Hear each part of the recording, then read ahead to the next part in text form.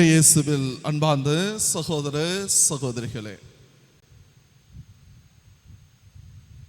இரக்கம் பலியை அல்ல இரக்கத்தையே விரும்புகிறேன் என்று இயேசு கிறிஸ்து இன்றைக்கு சொல்லுகின்றார். கடவுளுடைய இரக்கத்தை பற்றி யாத்ராகமத்திலே மோயிசன் அழகாக எடுத்து சொல்லி இருக்கின்றார். 34வது அதிகாரத்தில் 6வது வசனம், எல்லா அதிகாரமும் கொண்டுள்ள ஆண்டவராகிய கடவுளே,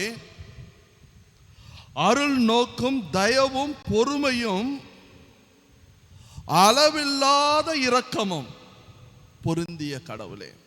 அளவில்லாத நம்முடைய கடவுள் அளவுக்கு கட்டுப்பட்டவர் அல்ல. இரக்கத்திலே அளவில்லாத இரக்கமும் பொருந்திய கடவுளே, 1000 படைப்புகளுக்கும் இரக்கம் புரிகிறவரே.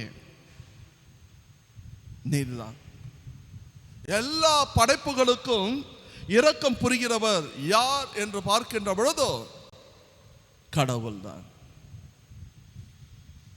இது கடவுளுடைய இரக்கமாக நமக்கு விவிலியத்திலே மோயிசன் அழகாக சொல்லுகின்றார்.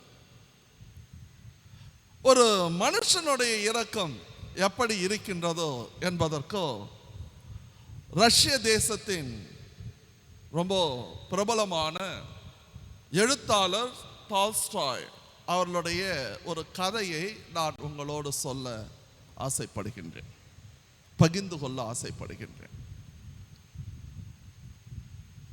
ஒரு முறை ஒரு பணக்காரன் ஒரு இடத்துல இருந்து இன்னொரு இடத்துக்கு பயணம் செய்கின்றான். அப்போ அவன் ஒரு 10,000 ரூபாய் எடுத்துக்கொண்டு பயணத்தை மேற்கொள்கின்றான். இந்த பயணத்தின் பொழுதோ அவனுடைய 10,000 ரூபாய் தொலைந்து போகின்றதோ. அந்த காலத்தில் அது பெரிய ஒரு தொகை. அப்போ இந்த 10,000 ரூபாய் தொலைந்த உடனே இவனால தாங்க முடியல. அடுத்த நாள் ஒரு அட்வர்டைஸ்மெண்ட் நியூஸ் பேப்பர்ல ஆட்டம் கொடுக்குறான்.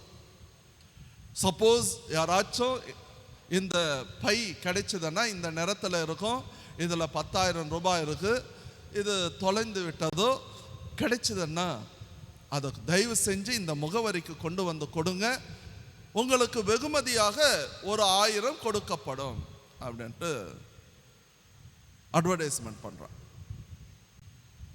இது ஒரு ஏழையினுடைய கையில் கிடைக்கின்றதோ, ஒரு உழவனுடைய கையில் கிடைக்கின்றது. அந்த பை கிடைச்ச உடனே அவன் அந்த நியூஸ் பேப்பரை பார்க்குறான்.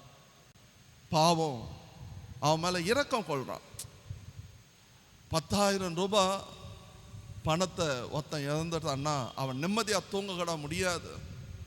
அதனால இவன் என்ன செய்யறான், அதை எடுத்துக்கொண்டு அந்த பணக்காரனுடைய விலாசத்திற்கு செல்லுகின்றான். சென்ற உடனே கதவை தட்டுறான். அவன் வெளில வர்றான். வெளில வந்த உடனே, ஐயா இந்தாங்க உங்களுடைய பேக் தானே இது, இதுல 10,000 ரூபாய் இருந்தது, இந்தாங்க அப்படின்னு கொடுக்குறான். அந்த பணத்தை பார்த்த உடனே அந்த பணக்காரனுக்கு பேராசை வந்து விடுகின்றது. 1000 எப்படி கொடுக்குறது மனசு வரல. உடனே அவன் என்ன செய்யறான், பிரிச்சு பார்க்கறான். பிரிச்சு பார்த்துட்டு தன்னுடைய பணம் தான் அப்படின்னு தெரிஞ்ச உடனே இவனுக்கு 1000 எப்படி கொடுக்குது அந்த உழவனுக்கு, அந்த ஏழைக்கு கோபம் வந்து கோபம் கொண்டு அவன் கத்துகின்றான். இதுக்குள்ள நான் ஒரு டைமண்ட் வச்சிருந்தேன், அந்த டைமண்ட் எங்க அப்படின்னு கத்துறான். அந்த ஏழை விவசாயி சொல்லுகின்றான், ஐயா இந்த பேக் கிடைச்சது, அதுல 10,000 தான் இருந்தது, அதை தான் நான் உங்களுக்கு எட்டுன்னு வந்து கொடுத்தேன், அதுல டைமண்ட் எல்லாம் இல்லை அப்படின்னா. ஏனென்றால் அவன் பொய்யாக பேசுகின்றான். அவனுக்கு 1000 ரூபாய் கொடுக்கறதுக்கு மனசு இறங்கல. உடனடியாக உனக்கெல்லாம் வெகுமதி எல்லாம் கொடுக்க முடியாது அப்படின்ன உடனே, ஐயா நீங்கள் தானே அட்வர்டைஸ்மெண்ட் பண்ணியிருக்கிறீங்க, 1000 ரூபாய் கொடுக்குறான்ட்டு. இல்லை அப்படின்ட்டு போலீஸ் ஸ்டேஷனுக்கு கூட்டின்னு போகிறான். போலீஸ் ஸ்டேஷனுக்கு கூட்டின்னு போன உடனே போலீஸு இவனை விசாரித்த உடனே சொல்லுகின்றது, ஐயா 10,000 ரூபாய் காணாமல் போனது உண்மை, ஆனால் இந்த ஏழை பையன் இந்த ஆளு அதில் இந்த டைமண்டை எடுத்துட்டு இருக்கிறான். போலீஸ்காரர்கள் அதை கோர்ட்டுக்கு எடுத்து செல்லுகின்றார்கள். கோர்ட்டில் ஜட்ஜி கேட்குறாரு, உண்மையாகவே அதில் டைமண்ட் இருந்ததா? அப்போ அந்த பணக்காரன் சொல்கிறான், ஐயா எனக்கு பொய் சொல்லியே பழக்கம் இல்லை, நான் உண்மையை மட்டும்தான் பேசுவேன், பொய் சொல்லியே பழக்கம் இல்லை. அதில் ஒரு டைமண்ட் இருந்தது, அது விலை ரொம்ப ஜாஸ்தி, அதை எடுத்துட்டு தான் நான் பயணத்தை மேற்கொண்டேன். அப்படியா, சரி சரி சரி, ஒரு 10,000 கிடச்சிருக்குல்ல, அதில் 1,000 அவனுக்கு கொடுக்குறது தானே அப்படின்ட்டு ஜட்ஜி கேட்குறாரு. அப்போ அவன் சொல்கிறான், டைமண்ட் அதை விட விலை ஜாஸ்திங்க, அவன் எடுத்துட்டானே அப்படின்ட்டு. அப்பொழுது ஜட்ஜு அந்த நீதிபதி புரிந்து கொள்கின்றார், இந்த பணக்காரன் கஞ்சத்தனம் பண்ணுறான், ஒரு இரக்க குணம் இல்லாமல் இருக்கிறான் என்பதை புரிந்து கொள்கின்றார். அதன் பிறகு போலீஸை அழைத்து விசாரிக்கின்றார். எல்லாம் உண்மையும் அவருக்கு தெரிகின்றது. அப்பொழுது அவர் கடைசியாக இப்படி ஒரு ஜட்ஜ்மெண்ட்டை கொடுக்குறார், ஐயா நீங்கள் சொல்கிறது உண்மைதான், உங்களுடைய பேக்கில் டைமண்ட் இருந்தது, ஆனால் இந்த பேக்கில் டைமண்ட் இல்லை, அதனால் இந்த பேக்கு உங்களுது இல்லை, அதனால் இந்த 10,000 இங்கே கொடுங்க. கொடுத்த உடனே அவர் அந்த நீதிபதி என்ன செய்கிறார், இந்தாயா இந்த 10,000 உனக்கு தான், ஏன்னா அவருடைய பேக் அது இல்லை அப்படின்னு சொன்ன உடனே பதற ஆரம்பிக்கின்றான் அந்த பணக்காரன். ஆனால் நீதிபதி சொல்லுகின்ற, இல்லை அது அவனுக்கு தான் சொந்தம் அப்படின்னு சொல்லி ஏற்றி போயிடுறார். இதை எதற்காக சொல்லுகின்றேன் என்றால், நம்முடைய இரக்கம் அவ்வளவுதான். கடவுள் 1000 படைப்புகளுக்கோ இரக்கம் உள்ளவராக இருக்கின்றார், ஆனால் நமக்கோ அந்த இரக்க குணம்ன்றதோ எந்த அளவுக்கு அப்படின்றதோ ஒரு பெரிய கேள்விக்குறி. அப்துல் கலாம் வாழ்க்கையில் நடந்த ஒரு அருமையான ஒரு நிகழ்ச்சி. எவ்வளோ பெரிய மனிதர் அவர், ரொம்ப படித்தவர், நம்முடைய விஞ்ஞானத்தின் தந்தை. அவருடைய வாழ்க்கையில் நடந்த ஒரு நிகழ்ச்சி, ஒரு நாள் காலையில் அவர் வாக் போயிட்டு வர்றார். வாக் போயிட்டு வந்த உடனே அவர் நடந்தப்போ அவருடைய தோட்டத்தில் ஒரு மயில் அடிபட்டு கிடப்பதை பார்க்கின்றார். ஏன்னா அது ஒரு சத்தம் வேற மாதிரி இருக்கு. கிட்ட போய் பார்க்குறார். கிட்ட போய் பார்த்த உடனே அந்த மயில் அடிபட்டு கிடக்கின்றதோ. உடனடியாக தன்னுடைய உதவியாளர்களை அழைத்து, இதை ஹாஸ்பிட்டலுக்கு கொண்டு போங்க, அதற்கு ட்ரீட்மெண்ட் கொடுக்க சொல்லுங்க அப்படின்னு சொல்லிட்டு தன்னுடைய அலுவலகங்களை மேற்கொள்கின்றார். மத்தியான வேலை, யாரும் யோசிச்சுக்கிட பார்க்கல. மத்தியான வேலை இவன் சாப்பிட வந்தவன் சாப்பாட்டு அறைக்கு செல்லாமல் அந்த மயிலை எங்க வச்சிங்க அப்படின்னு கேட்டான். எவ்வளோ பெரிய அறிவாளி, விஞ்ஞானி, ஜனாதிபதி, 1000 வேலைகள் அவருக்கு இருக்கும். ஆனால் தன்னுடைய உதவியாளர்களை பார்த்து கேட்கின்றார், அந்த அடிபட்ட மயில் எங்க அப்படின்னு. உடனே ஐயா அதை ட்ரீட்மெண்ட் பண்ணி இதை அந்த கூண்டில் வச்சிருக்கிறான். உடனே அதை போய் பார்த்துட்டு அது சொன்னாராம், இதோ அது நலம் அடைகின்ற வரை நன்றாக பார்த்து அதுக்கப்புறம் வெளியில விடுவோம் அப்படின்ட்டு. பெரிய பெரிய மனிதர்களிடத்தில் எல்லாம் அந்த இரக்க குணம் கொஞ்சம் ஜாஸ்தியாகவே இருக்கின்றது. இன்றோ ஆண்டவர் இயேசு கிறிஸ்துவினுடைய இரக்க குணம் வெளிப்படுத்தப்படுகின்றதோ. பரிசேயர்கள் அங்கே இருக்கின்ற சட்டத்தை மட்டும்தான் பார்த்தார்கள். சட்டம் சொல்லுது, ஞாயிற்றுக்கிழமையில இந்த மாதிரி ஒரு காரியத்தை செய்யக்கூடாது. கோதுமை கதிர்களை அடுத்தவனுடைய வயலில் எடுத்து கசக்கி சாப்பிடக்கூடாது. ஆனால் ஆண்டவர் இயேசு கிறிஸ்து சட்டத்திற்கு பின்னால் சென்றோம் இரக்கத்தை பார்க்கின்றான், நீதியை பார்க்கின்றான். அந்த சட்டத்திற்கு பின்னால் இருக்கின்ற புனிதத்தை பார்க்கின்றார். அந்த சட்டங்களை தாண்டி அவர் ஆன்மீகத்தை பார்க்கின்றார் என்பதுதான் உண்மை. இன்றைக்கு நாம் அனைவருமே இயேசு கிறிஸ்துவை போல வாழ அழைக்கப்படுகின்றோம். ஏன்னா உண்மையான இரக்கம் இருந்ததென்றால் நாம் உண்மையான மனிதர்களாக இருப்போம். உண்மையான இரக்கம் ஆண்டவருடைய அருட்கொடைகளை நமக்கு பெற்றுத்தரும் என்பதில் எந்த ஒரு சந்தேகமும் இல்லை. கடவுளுடைய இரக்கம் அளவிட முடியாத அளவுக்கு இருந்திருக்கின்றது. தொடக்கத்தில் ஆதியாகமம் 3வது அதிகாரத்திலே 15வது வசனத்திலிருந்து 21வது வசனம் வரைக்கும் நம்ம பார்த்தோம்னு நினைச்சுக்கோங்க. அங்கே நம்முடைய ஆதி பெற்றோர்கள் பாவம் செய்கின்றார்கள். ஆதாமும் ஏவாளும் பாவம் செய்கின்றார்கள். அப்போ கடவுள் அவர்களை அந்த வனாந்தரத்திலிருந்து, அந்த அழகான பூஞ்சோலையிலிருந்து, அந்த தோட்டத்திலிருந்து, ஈடன் கார்டன்ல இருந்து வெளியில அனுப்பிட்டு இருக்கலாம். ஆனால் கடவுள் அவர்களை அப்படி அனுப்பத்துக்கு முன்னால சொல்றாரு, இதோ சாத்தானை பார்த்து சொல்லுகின்றார், உன்னுடைய வித்திற்கும் அவளுடைய வித்துக்கும் ஒரு பகைமையை உண்டாக்குவோம். அனாதைகளாக விடவில்லை, இதோ என்னுடைய மகனை நான் திரும்பவும் அனுப்புவேன்.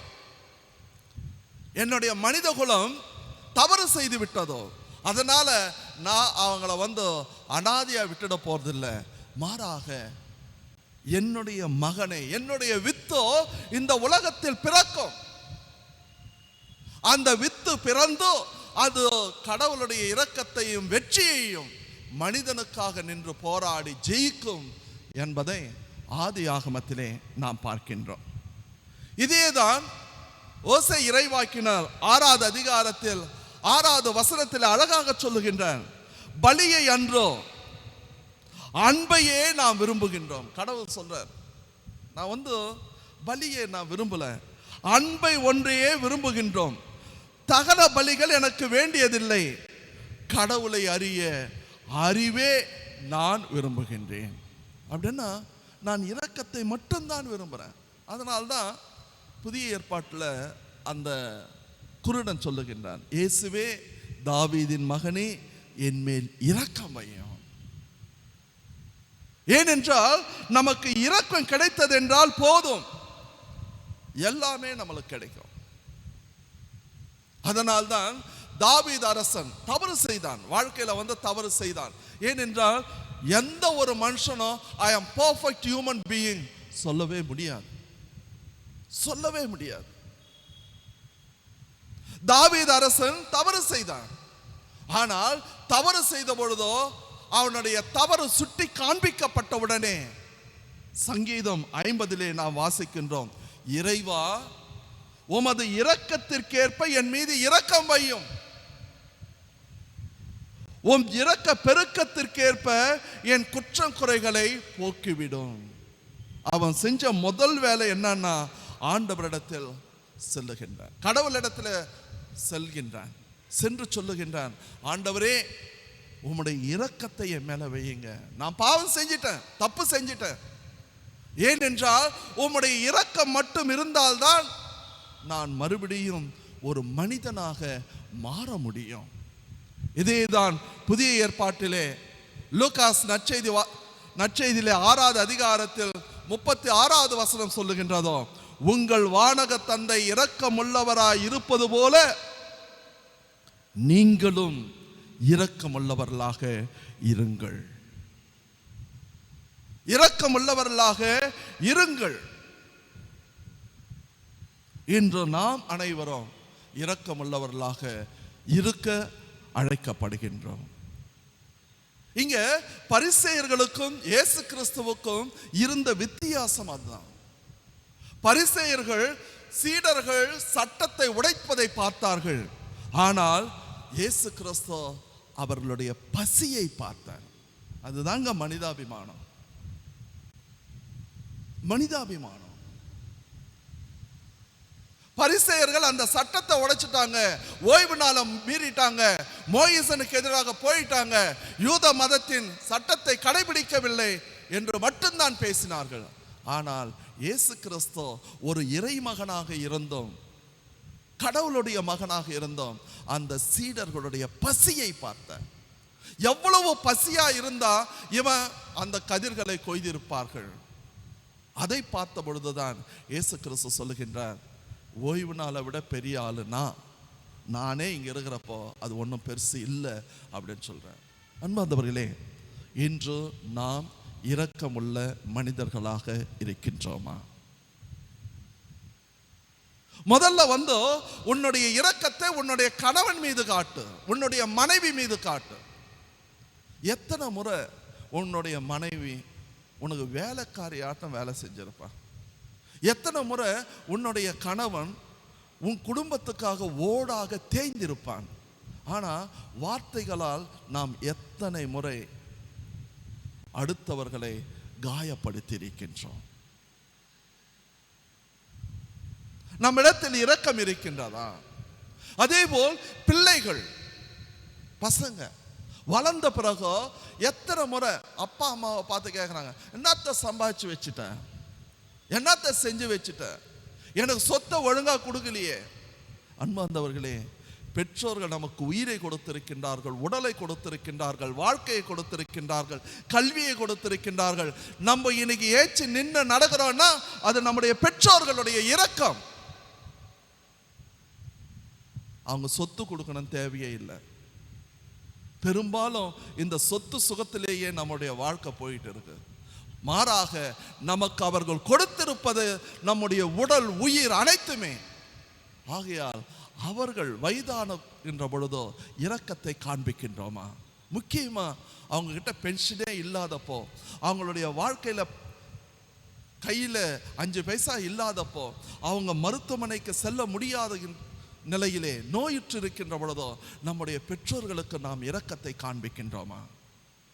பெற்றோர்களுக்கோ காட்டப்படுகின்ற இரக்கம், நான் உங்களுக்கு சொல்றேன், 7 தலைமுறைகளுக்கு உங்களுக்கு ஆசீர்வாதமாக வரும்.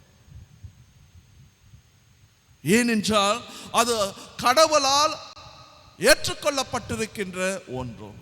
இன்று நாம் இரக்கமுள்ளவர்களாக இருக்கின்றோமா? நம்முடைய நடைமுறைகள், நம்முடைய பேச்சுக்கள், நம்முடைய வாழ்க்கை இரக்கமுள்ளதாக இருக்கின்றதா? கடவுள் இரக்கமுள்ளவர். அவர் இரக்கத்தை தவிர மற்ற எதையுமே எதிர்பார்க்கவில்லை. நாம் இரக்கமுள்ளவர்களாக வாழ இறைவா எங்களுக்கு உள்ளத்தை தாரும் என்றும் இந்த திருப்பலியிலே ஜெபிப்போம். ஆமென்.